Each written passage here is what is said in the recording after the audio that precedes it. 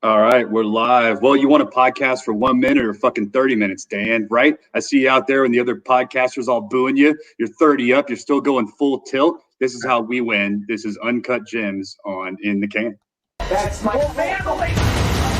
Get the kids out of the house. You having a good time? Yes.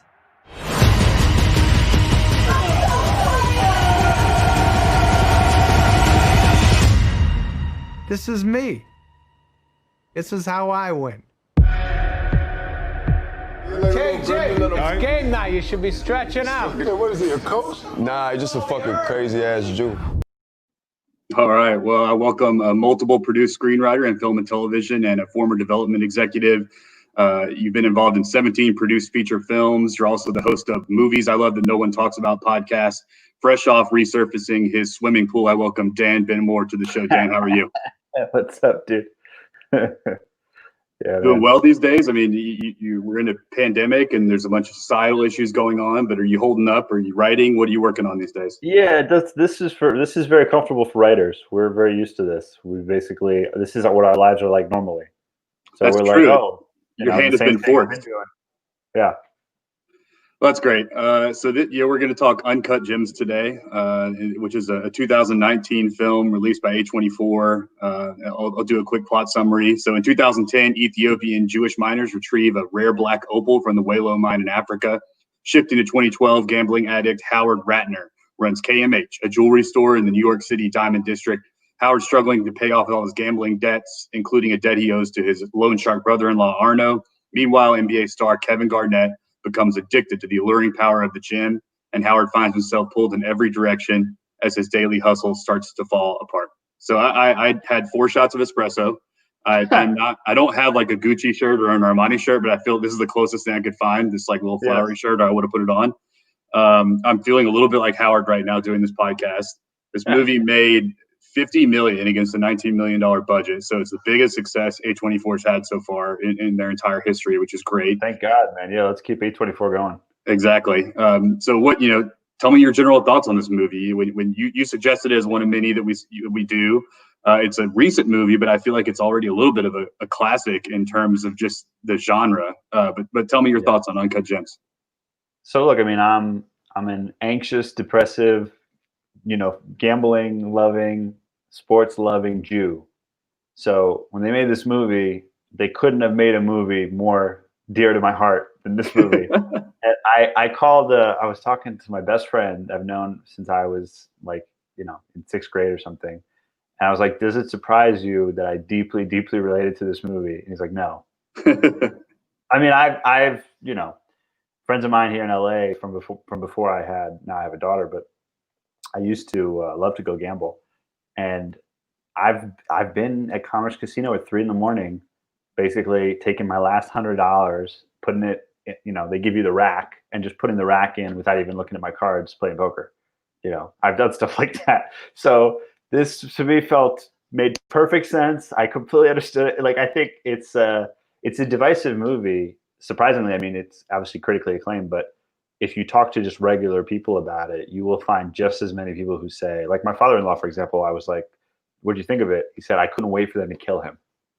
He said, I was so happy when he died. I cheered, and I think for like regular moviegoers, it's very much a coin flip if they're going to either love it or hate it. But this is not a movie you're going to be halfway on. Nobody's going to see this movie and be like, I thought it was okay. Yeah, I agree. It is very divisive. We have it got dropped on Netflix, and so a bunch of people, I guess the common movie folk, are watching it. And I think that a lot of them, you're seeing a lot of hate of it on Twitter right now because I think it's a little bit mismarketed. It happens a lot these days. These trailers kind of portray one thing. I think the trailer's accurate in the sense it's an anxiety-ridden, crime, gambling addict drama. But I think they're expecting more of a sports movie because of KG's involvement. Right. So it is weird that dichotomy there. But I agree. I mean, I think the one throw line you hear though is that it's like taking an Adderall and then having to sit like in a waiting room or something. Like your foot's tapping the whole time. The Safdies are notably good at building that anxiety with their direction and scripts. And I mean, this is just right in their wheelhouse. It's a great in the theater movie too. Like, for sure. If you're fortunate enough to catch it in the theater, like it almost becomes a communal experience where like you're looking at the people next to you and you're seeing them have the same physical reaction of discomfort where they're grabbing the chair and they're just like putting their hand in their head. Like it's a movie that you cannot just, you can't be doing the laundry while you watch this movie. Yeah, exactly. And so that's when people watch at home, I think that they're often multitasking. That's why the Netflix experience to me is tough, because people don't really dedicate like what it takes to watch a movie, which is a lot. I mean, it does take your full attention, but this one's not something you casually put on for sure. So let's talk about the writer-directors, Josh and Benny Safdie. They're 33 and 35 years old, respectively. They're kind of the New York wonder kids. They started out making short films. They're Cannes, Telluride Film Festival darlings. Previous movies that they've done that may or may not have been seen by you. I've seen Daddy Longlegs, Heaven Knows What, and Good Time is kind of their breakout with Robert Pattinson.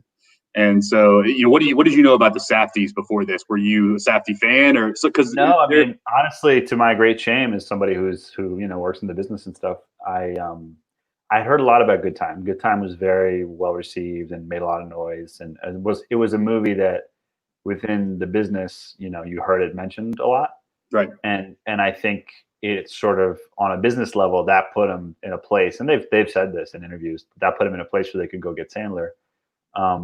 But I think that what's cool about it is I do think that people will go, and I mean myself included, will go back and watch their older movies because you can see they're doing a certain type of thing, and I think that thing is relatively consistent in their movies from what I've understood, following their careers. For sure. And Daddy Long is actually on the Criterion Channel right now, if you have access to that. I mean, they make these frenetic, frantic, talky movies set in New York. They're from New York natives. When you watch them doing interview, you actually understand why their dialogue is like this, because they constantly talk over each other. Yeah, and they're just outgoing, like their minds work like very frenetic, and the way they make points and everything. I watched an interview with them on Criterion, and they cite a bunch of movies that have influenced them. One of which is Mikey and Nicky, the 1970s movie with John Cassavetes. And it's like a two-hander where it's just like that. It's just two guys in New York, like out all night. It's an over the night movie, just talking, and so I mean, it made sense to me why their history of what they like ended up influencing what they do now. I'm a huge Safdie fan. When this movie got announced, I am not Jewish. I am, however, a gambler. So I saw it, and I was like, oh, they're mixing like real life NBA games with this like fucking fast talking character. Like, I'm so in. Could not wait to see it. Saw it on Christmas. It was released the day after Christmas, so I was part of that audience experience. You're just a huge Safdie fan, and so this movie to me lived up to the billing. Surprised to see it snubbed by the Oscars. What were your feelings on that? That it had no love at the Oscars.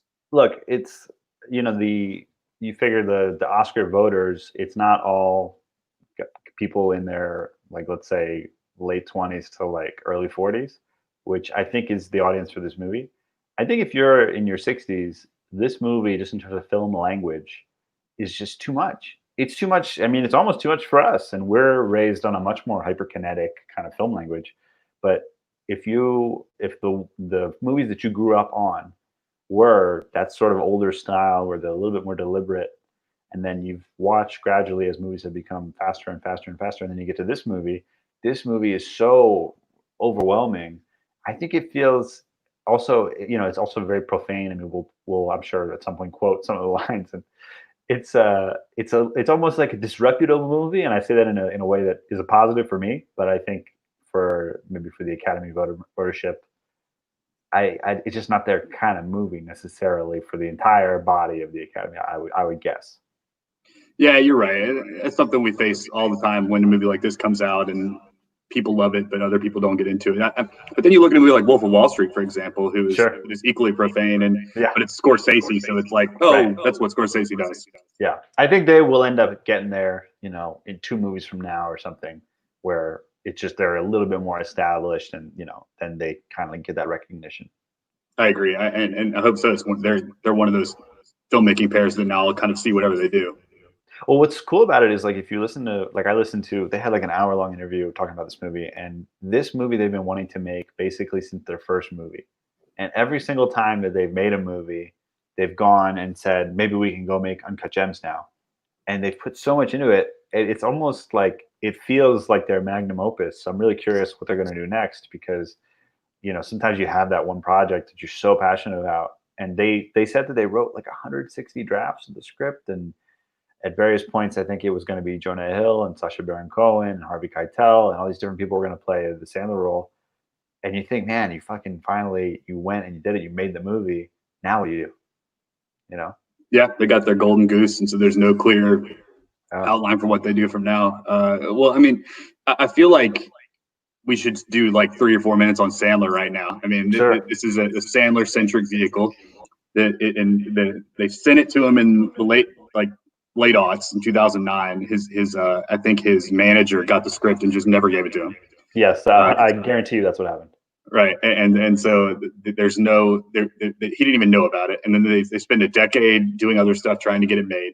He finally ends up in this film. I mean, what do you think of Sandler's performance in this film, and kind of just Adam Sandler's film arc?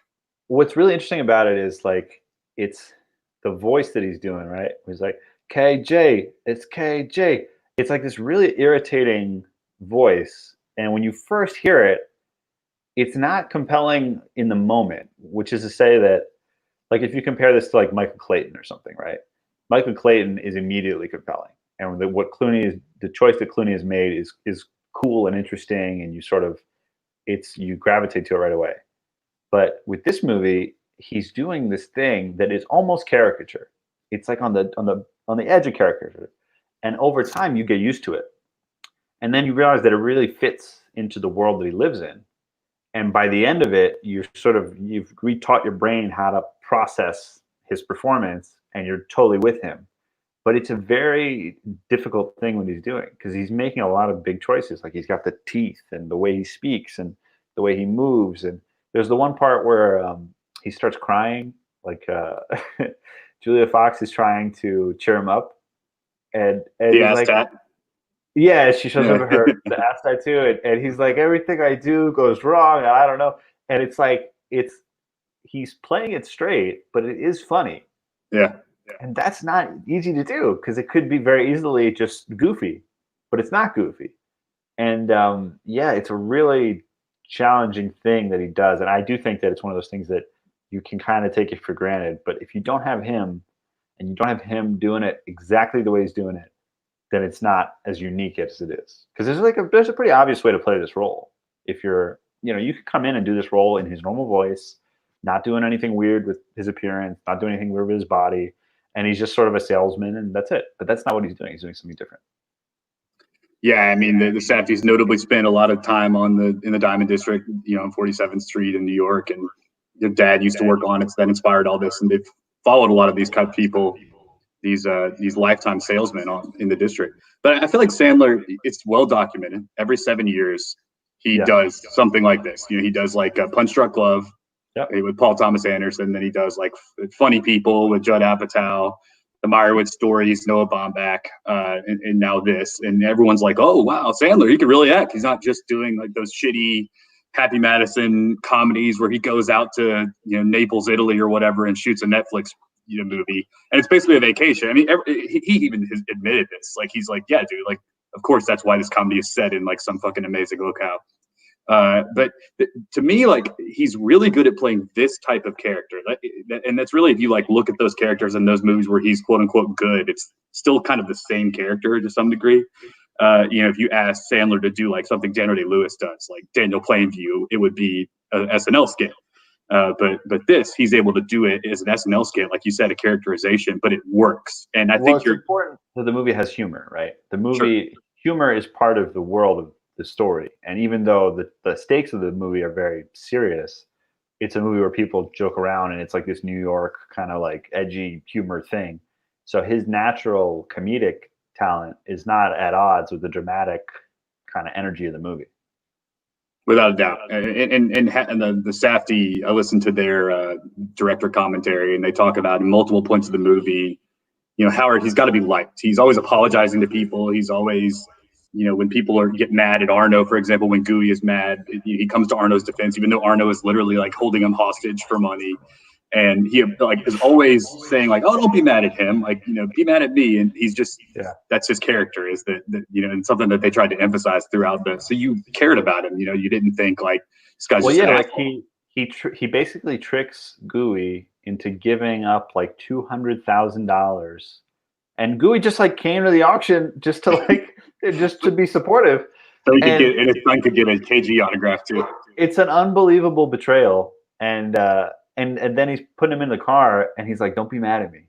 Mm-hmm. He's like, "Gooey, don't be mad at me," and it's almost like a childlike moment, and you feel for him. Yeah, it's still he still has empathy. I mean, it's just a fantastic performance, and he really makes the movie go. Without him and without that performance, like you don't have a movie. And I can't fathom Sacha Baron Cohen. I can kind of see because I could see him doing a similar bit, but I can't fathom anyone else. Now it's one of those performances that now that you've seen it completed, it's like no one else could do this, and so that kind of is to me a mark of a generational performance. Yeah, no, it's a special movie. I mean, this movie's going to stand the test of time. People are going to still watch this movie in 20 years. I think so too. It really reminds me of the 70s type movies. Those like Mikey Nicky is a great example. It's like a movie that someone discovers in 30 years on Criterion. But now with the way that Twitter and social media exists, like it got memed, so it exists out there in the ether of meme culture. This is how I win. Like I've sent that many a time to my friends. I did the Friends of Eddie Coyle on my show. And that is about Robert Mitchum plays this like beat down, small time loser criminal guy. Yeah. And the only reason I found out about it was because Bill Hader was saying that it was one of the things that influenced him. I think I heard some interview with him saying that. And then it kept coming up. Like I kept hearing people that I respected being like, "Oh, the Friends of Eddie Coyle." And that's the only reason I watched it. And then I became obsessed with it. And I think this will be similar. I think this will be a movie that other people will really respect, will be influenced by it, and will talk about it, and then it will be discovered by future generations, and it'll hold up. I hope so. I mean, let's not talk. It's also got some, intense film things going on here. You got shot by Darius Kanji, who's like a veteran cinematographer. I mean, like, and they talk. The snipers are like, we got Darius Kanji, who's like we've looked up to since we were watching movies when we were 6 and 7. I mean, talk about Kanji. Yeah, Darius Kanji is like top 5 cinematographers like on planet Earth. So the fact that he shot this movie is pretty cool. And I'm sure it was pretty interesting for the Safdies. No doubt. They just said they basically, in speaking of basketball terms, they just gave him the ball. They were like, I mean, they had they like to frame their shots and everything. But he was like, boys, I've been doing that. He sort of alphaed them a little bit, but on some level, you just have to let that happen. And he shot it. He leaned into the 70s thing. If Roger Deakins, he's like, let's shoot this as a wonder. Deakins comes and shoots this movie. You're like, Roger, whatever you want to do, man. Yeah, just hey, you do you, Roger. Yeah, you're pretty good, I think. He had a lot of long lenses here. He did a lot of stuff that was very 70s influence, and stuff that he didn't do, for example, in Evita, Funny Games and Seven. So apparently he references this movie as a movie that he can watch many times, even after he's photographed it. So he consistently has gone back to this. So that's fantastic. The deep cut into the Diamond District. So in the director's commentary, they were talking about how in all their research they learned these little tricks of the trade. For example, when KG comes into KMA and Howard immediately says like, "Well, let me throw your earrings into the cleaner," and he says that everyone does that because they want to get the jewelry off the customer so that they feel naked and want to buy more, and then also it gives you a chance as the jeweler to examine it and sort of talk shit about it. So that was another interesting little component there. I love the guy. There's the guy he goes to see who's like a real jeweler, not an actor. He goes and sees him and he gives him KG's ring and basically says, "Okay, hold this for a couple of days. I want this much money back for it, and we'll do this much vig on it." And that guy totally feels like a real guy. And one of my favorite parts of the movie, there's just a really small moment where he comes back to get like the ring, but then he trades him another ring or whatever. And the guy tells him, "Hey, if you're not back Friday, the ring's mine." And he's like, "If I'm not back Friday, I'm dead." So, and he kind of looks at him. He's like, "Hey, what's going on, Bobby? You okay?" Yeah. And it's like, know that their interaction is so businesslike, and that probably they've interacted 1,000 times before. And for him to stop and actually say, "Hey, are you okay?" It means that what's going on is very, very serious. Because Sandler's character clearly lives this lifestyle all the time. So for the guy who also probably knows what that lifestyle is to really kind of try to stop and check in with him and be like, hey man, are you all right? It's like he's really spinning out of the rails, you know? For sure. Is there any trivia that pops into mind? I know that one thing that I liked to know was the fact that this has the 7th most F-bombs in cinema history, with 408, which is 3 a minute. So that is cinema history. Yeah. I mean, it doubled Wolf of Wall Street, to give you some context. I mean, the classics like the Pulp Fictions of the world and all of that are in the 200s. This is in 408, which is next level stuff. Wow. And honestly, you kind of get just like lured into the language, so you're not even thinking about it. Desensitized to it. Right, You don't even right. think about it. Totally. Right. So I was surprised to see that. I was looking for quotes from this movie, and every quote is 17 F-bombs in it. But it's just the way they speak. And they rewrote this movie several times, as you referenced, in part around the NBA player they were going to feature. Amari Stoudemire was one of the first figures. They were Knicks fans, so they wanted Amari in there. And then Kobe Bryant, then Joel Embiid.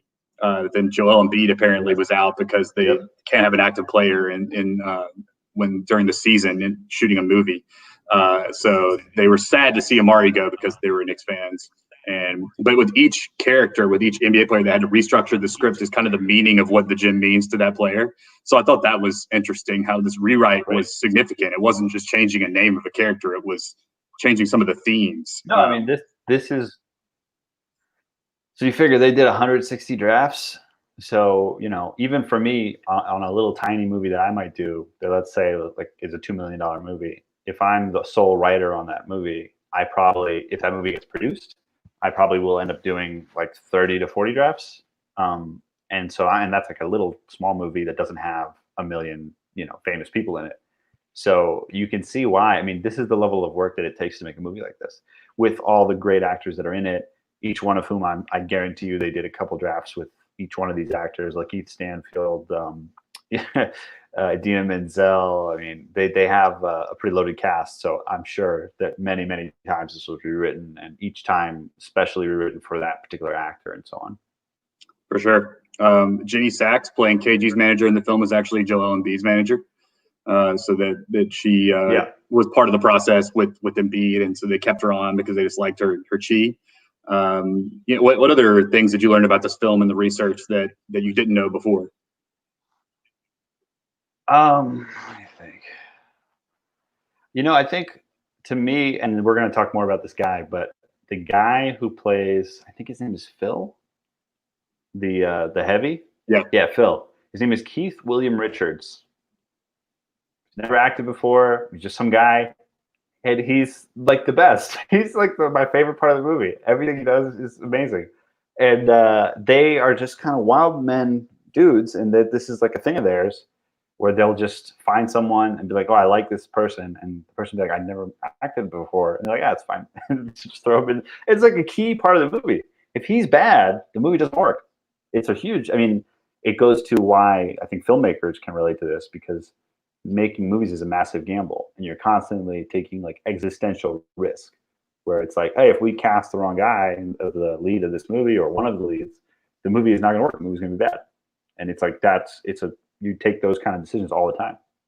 Yeah, that's a great point. And I think that they've established themselves now as having an eye for talent. I mean, for what character can play and what the capabilities of the actor or non-actor is, and if they'll work as the character. I mean, to do something like that, to make basically your main villain. I mean, your main, at least the heavy, the one that has the violent aspect, someone that's never acted before, is a crazy risk, but it pays off in dividends here.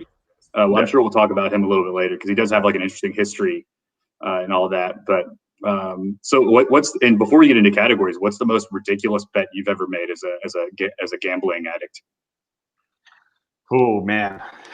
How did you win, basically? What was your Howard Ratner moment? Well, I mean, so you have to put it in context, right? So when I used to gamble, I was very poor. So where Howard is risking $200,000 or whatever it is, to me, when it's like my last $100, it's the equivalent of him risking the $200,000. And I know that I mean, literally when I was just totally like flat broke, like I've gone to the casino, done like $100 bluff, won like $400, that kind of thing. I've done that, and I've also done the opposite, where I've where I've sniffed out $100 bluff, and I basically had nothing and called and still won. So every once in a while you get one of those as a gambler where you're like you can't lose, and that's why you keep gambling, which is very bad.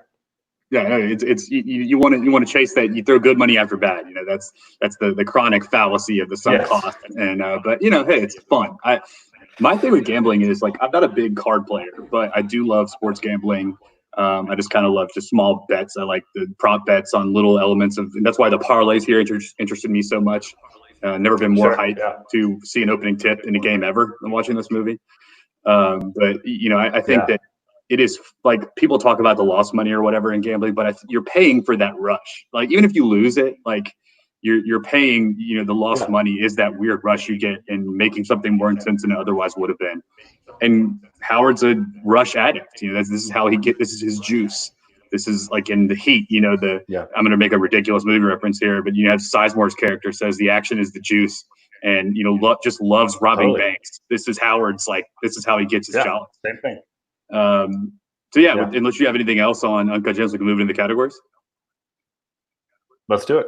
All right. So the first category of who gets the most buckets in this movie, which is our category for best actor. We are also a sports website, so we have a lot of basketball themed categories, as you will note.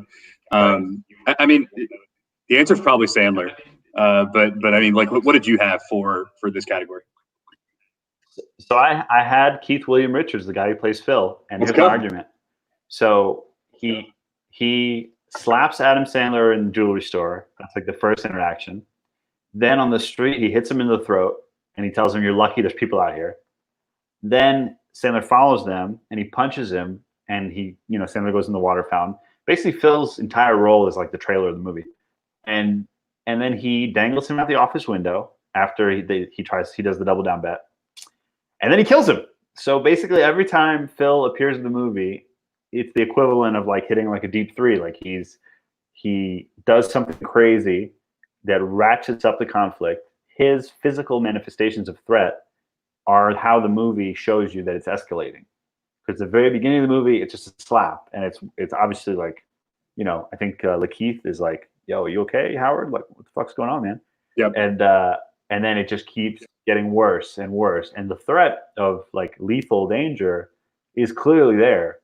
And he implies it. Like, that's why when he hits him in the throat and he says, "You're lucky there's people here," and Sandler chokes for a while, it's the movie foreshadowing for you. And so when he kills him in the end, it's a surprise, but in a way it really shouldn't be a surprise because it's like he's been pretty much telling you that he's going to do this the whole movie. Yeah, I mean, it's screenwriting 101. It's setups and payoffs. Like, in fact, like earlier in the film, like I noted in this recent rewatch, very beginning, they're getting on the elevator after they get kicked out by KD's bodyguards, and the Keith character tells him, "You're gonna be laughing when I'm shoveling fucking dirt on your body," and so he goes ahead and tells him like at the very beginning of the movie he's going to kill him. Delivery. And he watches them as his delivery is so good. I think that's the value of casting a non-actor, because if you get an actor, certain actors, it can be tough for them to credibly portray that sort of threat because they really aren't pure actors, right? Like that's their thing. They grew up to be an actor. They went to acting school. They love acting. They're like intellectuals. This guy, I think, has like kind of this sort of background in real life a little bit. I mean, it's sort of. I mean, you tell me if you found that in the research, but. I know that he sort of lightly referenced something like that in interviews. And when he says that, you believe it. And it's not like a movie acting moment. Like you just believe that he's this guy and he's really telling that. And he's really going to carry through. Yeah, it's a great point. I mean, I think someone else could overact that scene, do like a Goodfellas impression or like what they envision a gangster being like. But he just has this sort of calm, menacing, low gravelly voice that is unlike any other heavy you've seen. So my pick, I went non-Sandler too, just because that was the obvious pick. Dina Menzel in this movie, playing his wife Dina, is fantastic. I think that she and his sons are kind of what makes you care about Howard, aside from the emotional elements of the Howard character. Like if he doesn't have stakes to him, you don't care what happens to him. If he's just a bachelor, So Idina Menzel is notably from that area of New York. She's from Long Island, so she asked the Safdies like on day one, how much Long Island do they want in the accent? And so I just love those little elements about how she's kind of a naturalized character. The way she comes out of the play and sees him in the trunk, like maybe another actor might have overacted that as well and just had this crazy reaction to him climbing naked out, but she just shrugs it off because it's probably the fucking 5th time Howard's climbed out of his trunk naked. So I just think she's like an underrated part that drives the emotional element. So I wanted to shout out Idina Menzel for her performance as Dina. For sure. So 6-man/woman award makes the most of their role with limited screen time. Who you got for your 6-man or woman? So I got 2. I got first of all John Amos, who's in the movie for I think 7 seconds. And, this is the perfect definition. Of like, man. Hey, you got to see this guy. Yeah, he's like a famous actor, John Amos, and you're like, is John Amos going to be in this? He's movie? A fucking legend. He just opens the door, and it is John Amos, and he opens the door, and he has like one line, and that's it. Why is he in the movie? What was the? What a flex by the Safdies, It's like so. Really? Yeah. I also want to nominate Sandler's son, the son who's like basically the smaller version of him, who like every time he talks, he's like, yeah, I got a bet with Benny at school, so I got $20 for and like he's like, I'm gonna double that. And he totally notices that Sandler like obviously has like another woman that's living in this apartment and calls him out on it, and I just love that you so clearly see that the son is like the miniature version of him. I thought that was great. Yeah, the kid that played the son too is apparently the son of a real Diamond District owner of a jewelry shop. So he's like really part of the thing, and they said that basically like every time he's actually shitting a lot in the movie, which I thought was funny. The Safdie said that first FaceTime whenever. Like he FaceTimes his son and shows him the KG ring. He's actually supposed to be pooping, and it's just like little elements like that you hear from director's commentary. That's funny. But yeah, and another Howard moment where he's like, "Don't talk shit about him. He's a fucking legend." Like when the son's like, "What a dick," because he doesn't let him use his toilet. So that's great too. My nomination is, I mean, he might be in the movie a little too much, but Lakeith Stanfield as Damani is just chews the scenery. Sure, and I'm a huge Lakeith Stanfield fan. I mean, I think you'd be hard pressed to find anyone that isn't. But like, back to Atlanta, and then what he does in every little bit role he is in a movie is just, he's always like, when he shows up in a scene, like you just watch what he's doing. And anytime that you have a Sandler Damani tete-to-tete, it's just like, it must have been so much fun to write if you knew you had a guy like Lakeith coming in and playing that role. And so he can do a character like this. He can think about what he does in Get Out, where he's playing like 2 different characters, and he can really do whatever. Wildly different, right. I mean, if Lakeith were a stock, right, I'd have bought every share at the IPO. That's just how I feel about him. But so how do we feel about KG? Like in his performance in this movie, there's not many good basketball player performances.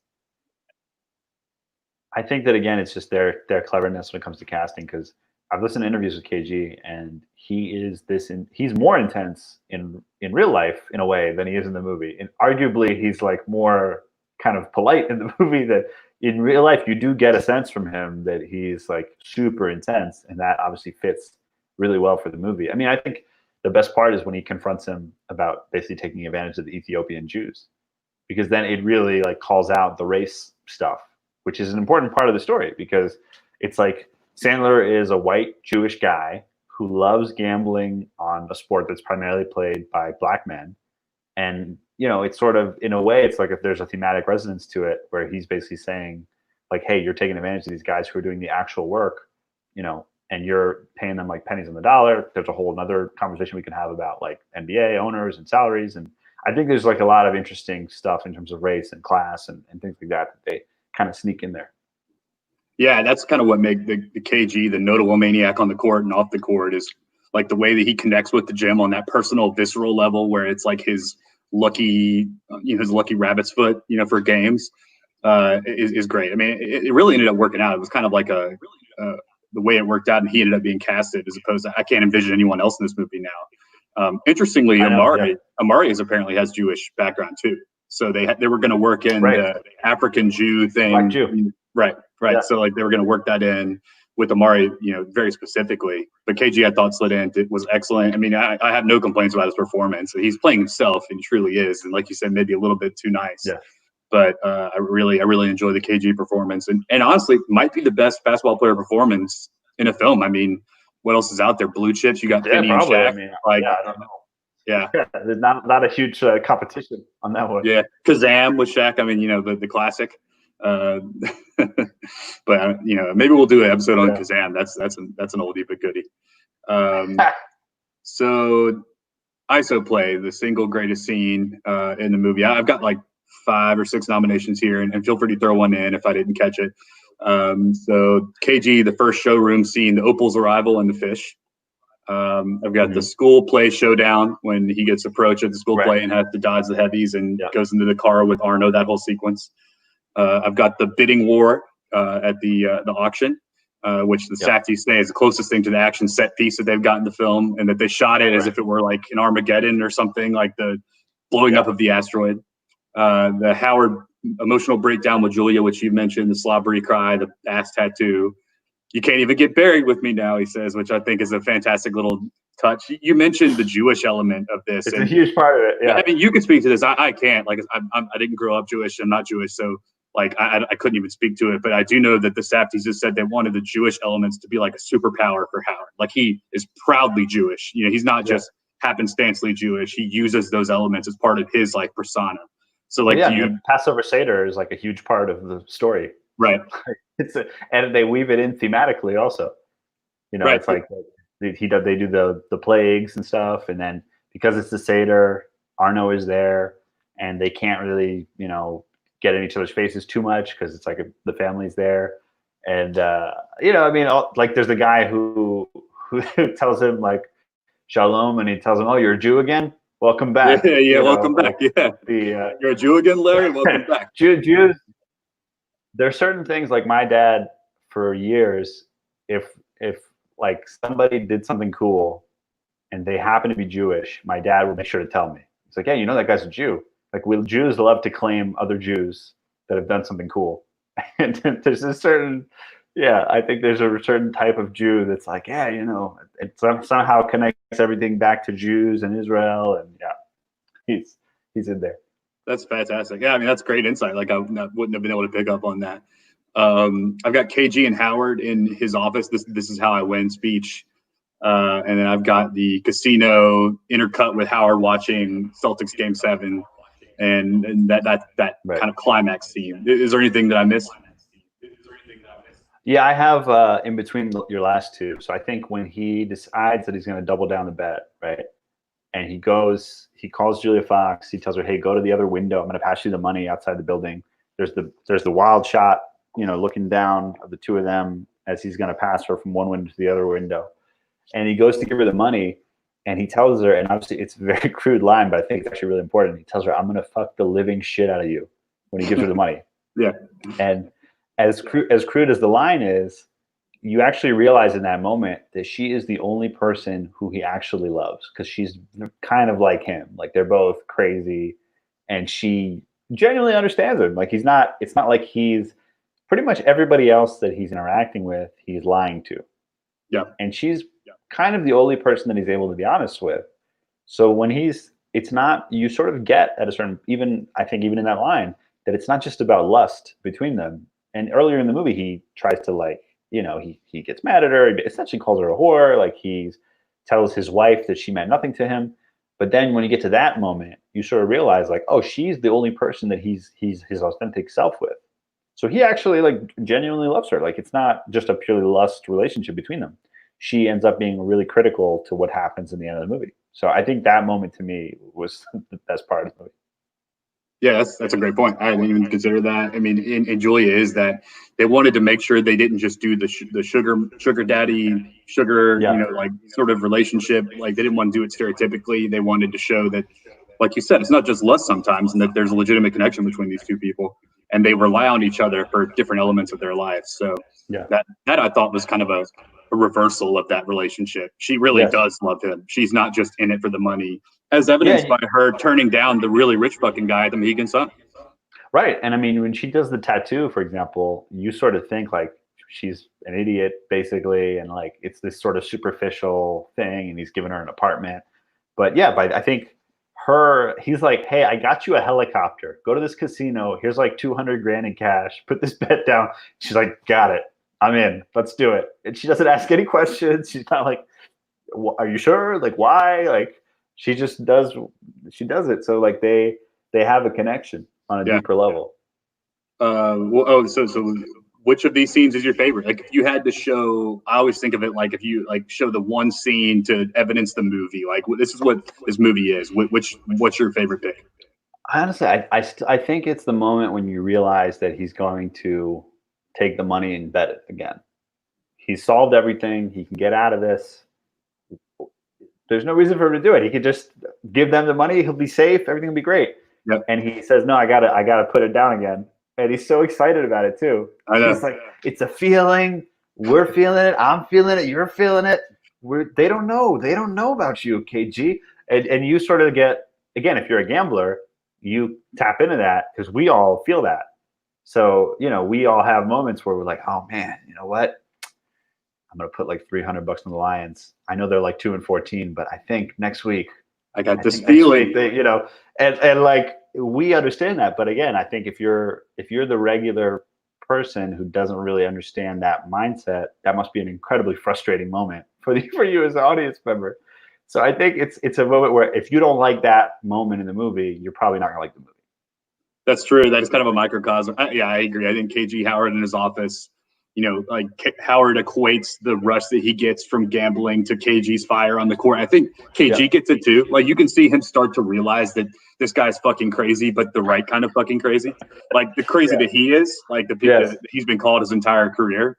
And so I think that like KG is almost floored by the intensity here. Right. He's like, the KG talked to the Safdies about how crazy it would be for someone to show him his line, like before a playoff game. He was like, that's never happened to me. And if that happened to me, I don't even know how I would react. Like if someone flipped the computer screen around and said like, they got you only with 17 points tonight, 6 rebounds, like fuck them. Like, and he sort of uses it to compel KD, like, fuck these people, fuck everybody.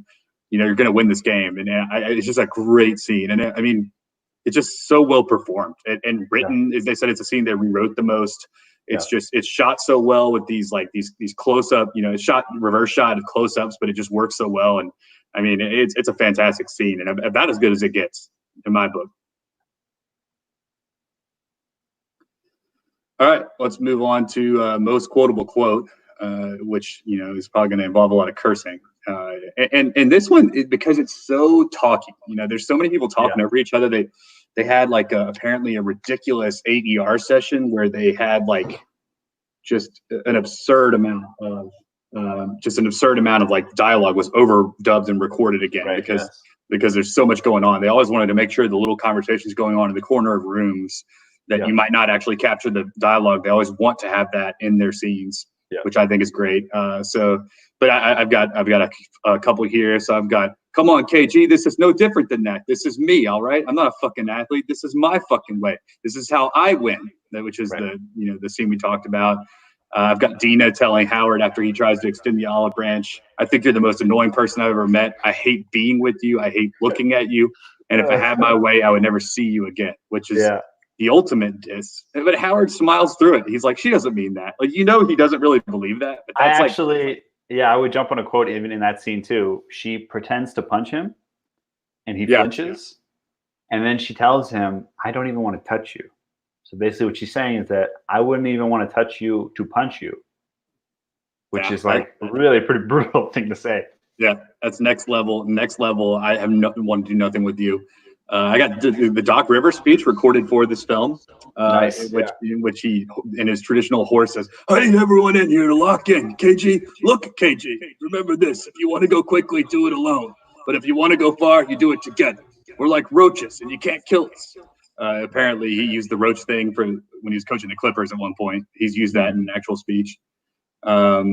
So I've got I never resurfaced anything when Arno, accuses him, which all the people I know from New York have said that's like the most New York thing ever is like resurfacing your swimming pool. So it's like, that's such a classic line. Yeah.